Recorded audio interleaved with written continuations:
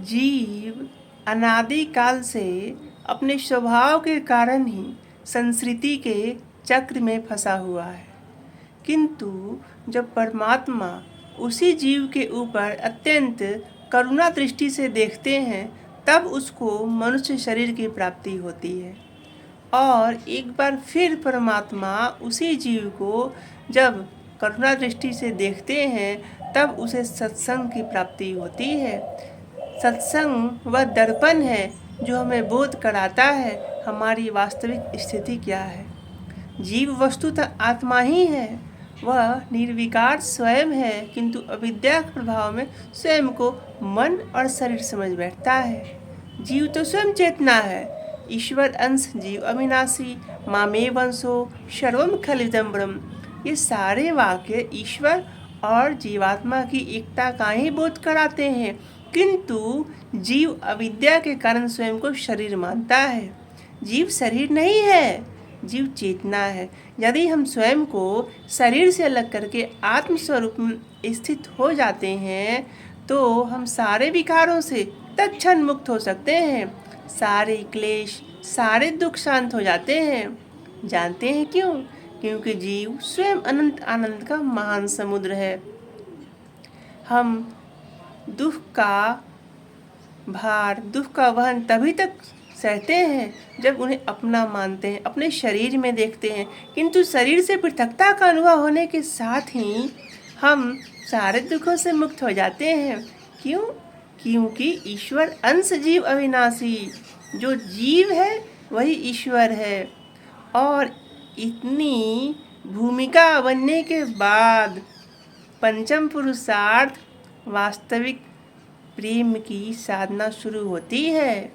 तब परमात्मा किसी रस सिद्धांत के गुरु का सानिध्य देते हैं, उनका सत्संग देते हैं, जिससे जीव को यह बोध होता है कि पंचम पुरुषार्थ का मार्ग क्या है। यहाँ तक तो जो पढ़ाई शुरू हुई वो तो ABCD थी साधना की, और इसी साधना में कम से कम 10-20 वर्ष निकल जाते हैं। और इस साधना में जीव को यह बोध होता है, इस साधना में जीव को यह बोध होता है कि वस्तुतः वह कौन है। इस साधना में जीव परमात्मा की सेवा के अतिरिक्त कुछ नहीं चाहता, सिर्फ परमात्मा की अष्टयाम सेवा करता है। सुबह से मध्याह्न, मध्याह्न से शाम, शाम से संध्या, और संध्या से रात्रि, रात्रि से फिर मध्याह्न। इन सभी अवस्थाओं में 8 यामों सिर्फ सेवा ही करता है। कभी कभी तो उसे शरीर की अवस्था का बोध ही नहीं होता, मैंने भोजन किया है कि नहीं, मैंने निद्रा लिया है कि नहीं। जानते हैं क्यों?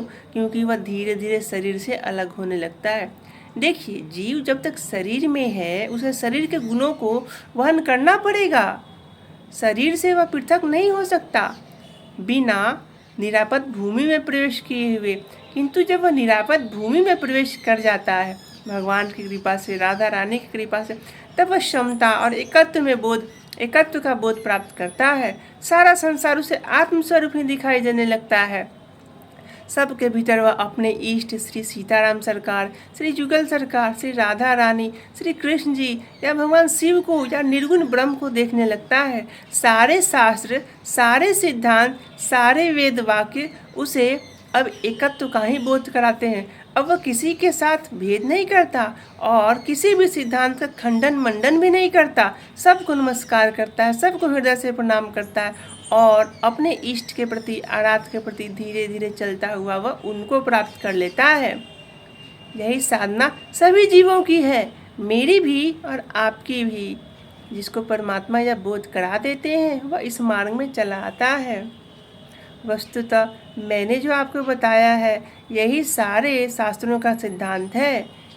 श्रीमद् भगवत गीता, अष्टावक्र गीता, गुरु गीता, वशिष्ठ गीता, यम गीता, राम गीता, शिव गीता और ब्राह्मण गीता जो महाभारत में प्राप्त होते हैं, गुरु गीता, स्कंद पुराण आदि जितने भी गुरु गीता आदि हैं, जितने भी गीता आदि ग्रंथ हैं, सभी का सार यही है कि वस्तुतः आप पहले उस अवस्था में पहुँचें, आपके अंदर जिज्ञासा हो, जिज्ञासुनु आत्मना।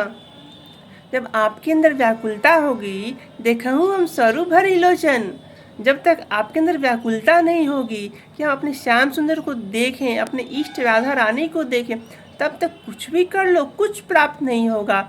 सारी साधना इसीलिए की जाती है कि हमारे अंदर व्याकुलता हो। कभी रात्रि के 12 बजे के बाद चिल्लाकर हम सोकर उठें, हे प्रभु कब दर्शन देंगे, कभी नहीं।